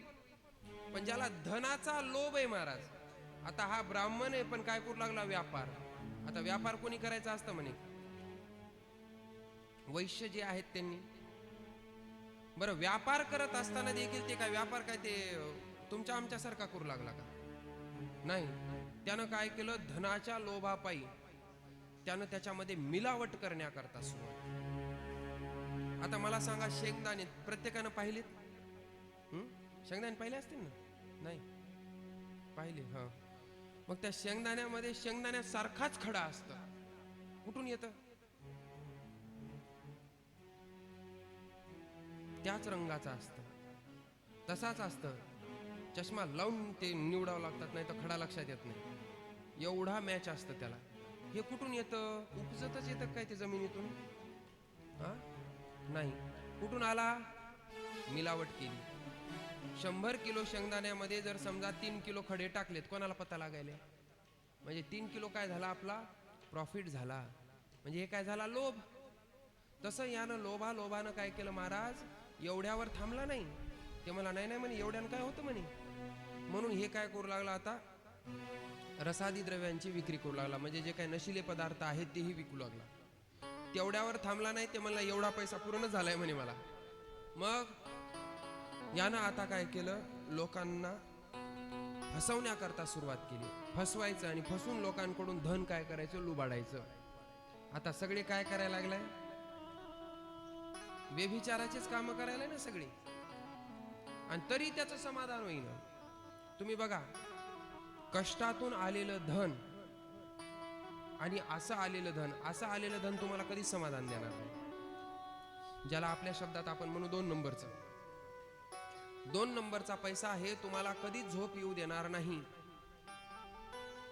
आणि पुन्हा तुम्हाला झोप येणे गेली की तुम्ही आम्हालाच विचारतात, महाराज काय करावं. आता आम्हाला तोंडावर सांगता येत नाही तसं, इथं कथेतून सांगावं लागतं. मग बरोबर ना, तोंडावर म्हणलं तर राग येऊ शकतं ना. अरे बाबा, तू काय करते, धनाची शुद्धी कर ना. धनाची शुद्धी कशाने होते, दानानी. धनाची शुद्धी कशाने, दानानी. ते नाही महाराज, ते करताना तर हातात थरथर कापतात, मग काय करावं आता. राहू दे मग, आता आम्ही काय सांगावं. तसं यानं दान धर्म ते तर त्याच्या कुंडलीत लिहिलेलंच नव्हतं, कोणाच्या, या बिंदुगाच्या. यानं फसवायला सुरुवात केली. फसून कमवलेलं धन तर महाराज लय खतरनाक असते, ते तुम्हाला झोपच येऊ देणार नाही. धनाचा एक स्वभाव आहे, धन चांगल्या मार्गातून जरी आलं तरी ते धन आपल्याकडे राहत नाही, तेही धन जाणार असतं. आणि वाईट मार्गातून आलेलं धनही ते आपल्याकडे राहत नसतं, तेही जाणार असतं. कारण लक्ष्मीचा स्वभाव आहे चंचलता, ती एका ठिकाणी स्थिर राहत नाही. पण फरक एवढा आहे की घामातून आलेला जो पैसा असतो तो पैसा जातो, पण शेवटी आपल्याकडे पुण्य ठेवून जातो. कारण धर्मानं कमवलेला पैसा आपण धर्मालाच खर्च करतो. पुण्यानं कमवलेला पैसा पुण्य कार्य करण्याकरताच आपण काय करतो, खर्च करतो. आता आपण हे तीर्थाटनाकरता पैसे खर्च केले, मग याच्यातून आपल्याला काय प्राप्त व्हायले, पुण्य प्राप्त व्हायले ना. म्हणजे पैसा गेला पण आपल्या पदरात काय ठेवून गेला, पुण्य सोडून गेला ना. काही लोक पहा तुम्ही, पार्ट्या करतात, 15-15 हजार घालतात. कशाला, पार्टीमध्ये घालता की नाही. मग आता त्याचा पैसा बी गेला, पण त्याचा पैसा त्याच्या पदरात टाकून काय गेला, हा, पाप टाकून गेला. बरोबर ना, हेच फरक आहे बघा. असंच मी एका कथेत सांगू लागलो, घामाचा पैसा पाहिजे. कशाचा, घामाचा. एक आजी अशी समोर बसलेली होती, ती माझ्याकडे पाहायची आणि हसायची. त्या हसू लागल्याच्या नंतर माझ्या लक्षातच येईन गेलं. मी म्हणलं, नेमकं मला हसायली का गोपाळ महाराजाला हसायली, मला ते बी कळलं ना. बराच वेळ चालला हे कार्यक्रम. शेवटी मला वाटायला की मग चुकायला लागलं काय की काहीतरी. कथा झाली आणि कथा झाल्याच्या नंतर आजी पाया पडायला आल्यावर आजीला विचारलं, आजी माझं काही चुकलं का हो म्हणलं. त्या म्हणल्या, नाही महाराज मगाशी तुम्ही काय सांगितलं. काय म्हणे, घामाचा पैसा हा आपल्याला उत्तम गतीला नेतो हे तुम्ही सांगितलं. जोडून या धन उत्तम व्यवहार उदास विचारे वेच करी. ठेवले तुम्हीच सांगितलं ना घामाचा पैसा लागतं. तुमच्याकडे 2-2 कूलर लावले, तुम्हाला घामचीन झाल्या म्हणे, मग तुमचा पैसा. आम्हाला घाम यायला म्हणे, पण तुम्हाला 2 कूलर, इकडून एक ते उन्हाळा चालू होता, इकडून एक होतं आणि इकडून एक लावलेलं कूलर होतं म्हणे, तुम्हाला एक थेंबी घामीन झालाय म्हणे. मग आता तुमचं कसं. मी आजी तुम्ही म्हणाले ते बरोबर आहे म्हणलं. कारण तुकोबाराय सांगतात की देती घेती नरका जाती. कथेचा आणि कीर्तनाचा जो विक्रय करत असतो त्याचा सुद्धा उद्धार नाही. आधी तर ते जाणार कुठं, नरकाला, आणि त्याच्या मागं मग तुम्ही का. मी मनानं सांगत नाही काहीच. तुकोबारायांचं प्रमाण आहे की कथेचा आणि कीर्तनाचा विक्रय करणं म्हणजे आपल्या स्वतःच्या आईचा विक्रय करून धन कमवणं. इतकं खालच्या पातळीला जाऊन तुकोबाराय सांगतात कीर्तन करायला. ते म्हणे मग महाराज आमचा प्रपंच कसा चालणार, फुकटच जर कीर्तन करू लागले तर. त्यालाही सांगितलं की म्हणे तुम्ही या कथेची जर समजा बोली लावली नाही आणि समोरच्यानं जर तुम्हाला दक्षिणा दिली तर दक्षिणा म्हणून स्वीकारू शकता तुम्ही, त्याच्यावर तुमचा प्रपंच चालू शकतं. पण कथेला यायच्या आधी, कीर्तनाला यायच्या आधी तुम्ही जर म्हणत असताना 15,000 द्या आणि 20,000 द्या, मग झाला तो विक्रय. त्याला काय म्हणायचं, विक्रय. हे विक्रय अधोगतीला नेतं म्हणे. भजन ते वंगळवाने नरका जाणे चुकेना. भजन करायलोत म्हणे पण पैसा घ्यायलोत, मग म्हणे ते वंगळवानं भजन आहे म्हणे, ते बी नरकाला जाणार आहे म्हणे. तेही कुठं जाणार आहे, नरकाला. आता कथा करणारे जर नरकाला जाऊ शकतात, म्हणजे पैसा घेऊन कथा करणारी, हा, पण निष्कामतेनं कथा करणारी अशी आहेत महाराज की त्याच्यात एवढी ताकद आहे की साक्षात देवाला ते जागेवर उभं करतात. कलियुगातलं जर प्रमाण द्यायचं असं सांगतो, मुरारी बापू प्रत्येकाला माहिती आहे. एक जण असाच नास्तिक त्यांच्या कथेमध्ये जायचा आणि त्यांच्या रामकथेमध्ये काय करायचं, मारुतीरायाला एक आसन टाकलेलं असायचं बसायला. मग ते म्हणा, हे या अंधश्रद्धा असती म्हणे यांची सगळी अशी, मारुतीराया कुठं येऊन बसतात का काय म्हणे आसनावर. त्यानं प्रश्न केला त्या बापूंना, आणि बापूला प्रश्न केल्याच्या नंतर बापू म्हणे तू काय कर, उद्याच्या कथेत ये म्हणे. उद्याच्या कथेत आलं तर आसन टाकलेलं होतं, आसनावर बसले. अर्ध्या कथा आल्याच्या नंतर बापूला आठवलं. अर्ध्यात कथा आल्याच्या नंतर त्याला बोलवलं, त्याला म्हणले इकडे म्हणले. काय कर म्हणले, ते आसन उचल आणि इकडे टाक म्हणे. काय कर, तिथून उचल आणि इकडे टाक. ते उचलायला गेलो तर आसनच उचललं ना त्याला, कारण का कथेची आरती झालेली नव्हती, कथा अर्ध्यात आलेली होती. आणि त्या ठिकाणी साक्षात हनुमंतराय काय होते, विराजमान होते. भले या डोळ्यानं जरी दिसत नसले तर चमत्कार झाला की आसनच उचलं ना. अशी कथाकार आहे. अशा कथाकारांमध्ये असं सामर्थ्य महाराज की जीवाचा उद्धार करण्याचं. हे संत काय करतात, जीवाचा उद्धार करतात. पण कथेचा आणि कीर्तनाचा विक्रय करून जर आपला प्रपंच चालवत असतो ना आपण, किंवा प्रपंच चालवण्याकरता जर आपण कथा कीर्तन करत असतो, तर 100% मग नरकाला जाणं हे निश्चित आहे. प्रेम से बोला हर हर महादेव. आणि हा बिंदुक तर हे काहीच करत नव्हता, काहीच नाही. असा बराच काळ गेला महाराज. आणि मी मगाशी सांगितलं की अधर्मातून आलेला पैसा हे आपल्याकडून अधर्मच करून घेतं. आता याच्याकडे खूप पैसा येऊ लागला म्हणून यानं काय केलं, वेश्यागमनही करायला सुरुवात केली, व्यभिचार करायला लागला. पत्नी असताना सुद्धा काय करायला, व्यभिचार. त्या पत्नीनं विचार केला, ती म्हणली मी असं किती दिवस थांबू म्हणे, मी एवढं काय करायले, धर्मानं वागायला लागली. आणि माझे पती अधर्म करायलेत म्हणे, मग मी धर्मानं वागून काय फायदा आहे, मग मी बी काय करणार म्हणे, आतापासून अधर्म करणार. मग आता हिनंही काय केलं, परपुरुषाचा संग करण्याकरता सुरुवात केली. जी धर्मानं वागत होती ती आता अधर्म करायला लागली. म्हणजे दोघंही नवरा बायको काय झाले, अधर्मी.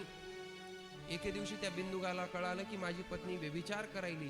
त्या बिंदुगाचे तिचे काय झाले महाराज, कडाक्याचं भांडण झालं. पण शेवटी अधर्म, लोभ. बिंदुक म्हणला बरं ठीक आहे, तुला अधर्म करायचा तर कर, पण म्हणे त्याच्यातून काय करत जाय, त्याच्या बदल्यात तू धन घेत जाय. काय कर, धन घे. म्हणजे आता विचार करा ही किती खालच्या पातळीला गेली. आता त्या पत्नीनं धन घ्यायचं आणि ते धन कोणाला द्यायचं, या बिंदुगाला द्यायचं, आणि या बिंदुगानं त्या धनाचा उपयोग काय करायचा, पुन्हा विषय भोगा करता करायचा आहे. म्हणजे याने वाईट मार्गालाच घालायचं.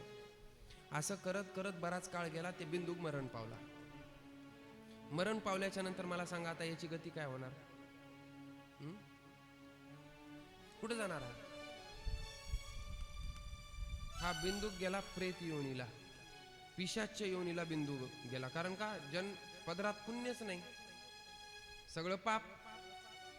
आणि जे विषयामध्ये जास्त आसक्त असतात तर त्यांच्याकरता भगवंतानी ही खाणी तयार करून ठेवलेली आहे. 84 लक्ष योनी आहेत ना, त्याच्यापैकी प्रेत योनी सुद्धा आहे. प्रेत योनी, पिशाच्य योनी, इथं सुद्धा जीवाला जावं लागतं. जास्त विषयात आसक्त राहिलं की तिथं जाऊन फळ भोगावं लागतं महाराज. हा बिंदूक गेला. या चंचुलेनं विचार केला, ही वृद्ध झाली. वृद्ध झाल्याच्या नंतर मग आता एके दिवशी हिने विचार केला, जैसा कर्म करेगा वैसा फल देगा भगवान. आता हिच्या मुलाबाळांनी हिला विचारायचं नाहीच ना महाराज. कारण का? आपली आई अधर्मी आहे हे त्यांच्या डोक्यामध्ये फिट बसलेलं. त्यांनी आता हिला मान सन्मान देतील का? नाही. हिचा अनादर होऊ लागला. आणि वय जसं जसं वाढतं तसं तसं माणसाचा अनादर वाढतो का आदर वाढतो?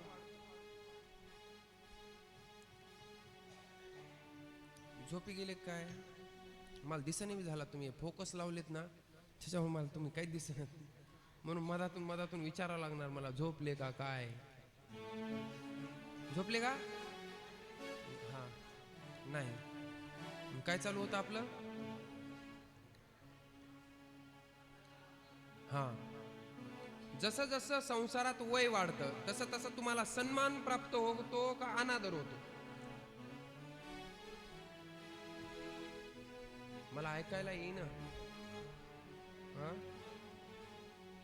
मोठ्याने सांगा जरा. अनादर प्राप्त होतोय असं तुमचं म्हणणं आहे, बरोबर ना? मी काय म्हणलो नाही, तुम्हीच म्हणायला. अनादर प्राप्त होतो, अनुभवाचे बोलत का? हो, ठीक आहे महाराज. आम्ही तुमच्या मागं लागून आलोच काय मग इकडं? घरात जर आम्हाला सुख भेटलं असतं तर आम्ही एसी लावून एवढ्या तिथं बसलो असतोच ना. इथं गरमी द्यायची काय गरज आहे आम्हाला? का घरी जे भेटत नाही ते कुठं भेटतं? इथं भेटतं. सुख भेटतं नाही इथं. नियम आहे संसाराचा. जववरी चलनगा तववरी म्हणती माझा. जोपर्यंत तुमची चलतीये तोपर्यंत सगळे तुम्हाला माझं माझं माझं माझं म्हणणार. एकदा तुमची चलती बंद झाली तर घरचे सुद्धा तुम्हाला माझं म्हणत नाही, तर बाहेरचे माझं म्हणायचा प्रश्नच. बाईल म्हणे खर मरता तरी बरे, नाशियले घर थुंकोनी, या तुकोबारायांचे वाक्य आहेत. स्वतःची बायकोच म्हणती म्हणे मथार मेलेलं परवडलं म्हणे. बघा तुम्ही, जे पसंतीनं लग्न केलेलं असतं, सोयरीक जी होते पसंतीनं होते का नापसंतीनं होते? पसंतीनं, बरोबर ना? मग हे पसंतीनं लग्न केलेले म्हातारपणी हे एकमेकाला तिरस्काराच्या दृष्टीनं का बघत असतील? बरेच घरामध्ये बघा तुम्ही, म्हातार म्हातारीचं पटतच नाही. का पटत नसल? वय वाढलं, अनादर चालू झाला. अनादर चालू झाला. म्हाताऱ्याला म्हाताऱ्याशिवाय बोलत नाही. अहो कुठपर्यंत म्हणणार? जोपर्यंत पेन्शन चालू होत नाही तोपर्यंत. एकदा तुम्ही पेन्शनचे झाले, बरे बाबा ते पेन्शनचं तरी निदान महागारी, ते ज्याला पेन्शन आहे ना त्याची म्हातारी महागारी म्हातारा म्हणते, समोर म्हणत नाही, माघार म्हणते. अहो मी सगळं ऐकून, म्हणजे मी असं उगं सांगत नाही, सगळ्या गोष्टी मी प्रत्यक्ष अनुभवाला घेतो मग सांगत असतो. काय झालं? वय वाढलं, अनादर झाला की नाही? आता त्यांच्याकडे पैसा आहे, पेन्शन यायली ना, म्हणून ते कसे तरी आहेत. ज्याला पेन्शनच नाही त्याचे हाल जाऊन बघा काय आहेत. काय हाल, हे काय मी आता तुम्हाला सांगण्याची गरज नाही. हाल आहेत महाराज. बायको म्हणायला लागली काय, तुकोबाराय म्हणतात की खर खर म्हणजे गाढव, मरता तरी बरे, का म्हणे नासी येले घर थुंकून कुठेही थुकायले म्हणे. ज्यानं घर बांधलेलं असते का त्याला त्या घरात थुकायला चोरी असते. बांधले कोणी? यानंच बांधलेलं असतं. पण याच्याच पोरं याला काय करतात, राहू देतात का तिथं? नाही, डायरेक्ट बाबा गॅलरीत. कुठं गेले? डायरेक्ट गॅलरीत. गॅलरीतून डायरेक्ट आता अंगणातच येतात. अंगणातून डायरेक्ट. ही वास्तव परिस्थिती आहे. भलेही मी विनोदातून सांगत असेल, खरी परिस्थिती. वय वाढलं अनादर झाला. परमार्थात तसं नाही. तुम्ही जर देवाचे झालात ना, जेवढं तुमचं वय वाढेल तेवढा तुमचा सन्मान आहे. परमार्थात जेवढं तुमचं वय वाढत चालेल, जेवढी तुमची तपश्चर्या वाढत चालेल, तेवढा तुमचा आदर आहे. संसारात अनादर आहे, परमार्थात आदर आहे. तसं या चंचुलेचा देखील अनादर होऊ लागला. आणि अनादर हा कोणाला बरं पसतं? वयस्कर माणसाला तर आधी चिडचिड होत असतं, आणि पुन्हा अशा कंडिशन झाल्या तर मग तर त्याला वाटतं की आपलं घर म्हणजे नरकच आहे. आता नरकाच्या यातना दुसऱ्या काही वेगळ्या नसतात. कंटिन्यू त्याला यात नाही. तसं या चंचुलेला सुद्धा असं वाटू लागलं, महाराज ती घराला कंटाळून गेली. आणि बरेच लोक घराला कंटाळूनच मला म्हणतात, महाराज पुढचा टूर कधी? वारील कवा जायचे? महिनाभर आधीपासूनच तयारी असते त्याची. का? ते महिनाभर तेवढा टाइमपास होते तिकडे. काय होतं? टाइमपास होतो त्याचा. म्हणजे थोडक्यात, भलेही बाबा तुला टाइमपास का वाटेना, पण तुला तिथं सुख आहे म्हणूनच तुला वाटायला यावं तिथं. बरोबर ना? तसं आता हिला देखील वाटू लागलं की आता माझा वेळ मी कसा घालू. वय झाल्याच्या नंतर वेळ कटत नाही. वेळ नाही कटत महाराज त्याला. आणि ज्याच्याकडे परमार्थ ही सामुग्री आहे ना, त्याला वेळ पुरत नाही. किती मथार होऊ द्या आणि काही होऊ द्या, त्याला वेळ पुरत नाही. वेळ पुरत नाही. आणि ज्यानं काहीच केलेलं नसते, ज्यानं नुसता संसार केलेला असते, त्यानं टीव्ही बघू द्या त्याला डोकं दुखते, तिथं त्याला बोर होतं. मोबाईल पाहू द्या, आता पाहून किती पाहणार आहे माणूस. त्याला वेळ कटत नाही. आणि परमार्थातल्याला वेळ पुरत नाही. ही दोघातलं काय फरक आहे. संसारात वय वाढलं अनादर, परमार्थात वय जसं वाढल तसा काय तुम्हाला सन्मान प्राप्त आहे. तुम्ही बघा, जेवढे तपस्वी साधू संत आहेत त्यांना किती मान प्राप्त आहे की नाही? आपल्या घरी तरी आपल्याला कोणी विचारित नाही, बिस्किट देऊ का, चहा देऊ का, पाणी देऊ का. आता आम्हाला नको पर्यंत देत, नको म्हणावं लागतं. शेवटी नकोच, आता इथपर्यंत आले म्हणावं लागतं. एवढा आग्रह कोण करतं बरं आपल्याला घरी? एवढं प्रेम जे लोक द्यायलेत आपल्याला, एवढं प्रेम का द्यायलेत? म्हणजे मी माझं तरी सांगायला की मी देवाचा झालो म्हणून. मी देवाचा झालो म्हणून हे जे काही प्राप्त आहे ते कोणामुळे प्राप्त झालं? मी देवाचा झालो म्हणून. आणि 100% मला माहिती की जो देवाचा झाला तर त्याला आयुष्यात कुठल्याही प्रकारची काय पडत नाही, कमी पडत नाही. तसं आता या चंचुलेला वाटू लागलं, मी काय करावं की जेणेकरून माझा काय होईल, टाइम कटेल. म्हणून एक शिवभक्तांची कावड ही गोकर्ण तीर्थावरती निघालेली होती. सगळे शिवभक्त भगवान शंकराचं नाम घेत घेत जाऊ लागले. एक भजन आपण घेऊ आणि पुढच्या कथेमध्ये प्रवेश करू.